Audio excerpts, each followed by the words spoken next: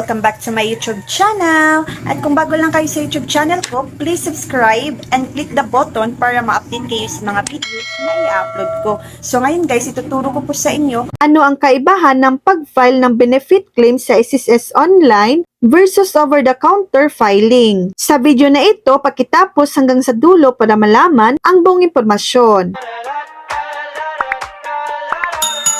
Ang pag-file ng SSS benefit claim online at over-the-counter ay may mga pagkakaiba sa mga sumusunod na aspeto. Pagkakataong mag-file, maaari mong gawin ito anumang oras at saan man basta may access sa internet gamit ang iyong My.SSS account. Hindi na kailangang pumunta sa physical branch. Over-the-counter, kailangan mong pumunta sa pinakamalapit na SSS branch sa mga oras ng operasyon nito. Maaari pa itong mangailangan ng pagpapa-schedule ng appointment para mabawasan ang oras ng paghihintay. Pagproseso ng oras, online, karaniwang mas mabilis ang pagproseso dahil mas kaunti ang hakbang sa paghahatid at pagtanggap ng mga dokumento. Maaari mong subaybayan ang status ng iyong claim online. Over-the-counter, maaaring mas matagal ang proseso dahil sa dami ng mga transaksyon sa branch at ang pangailangang mano-manong suriin ang mga dokumento. Mga kailangang dokumento, online, kailangang i-upload ang mga digital na kopya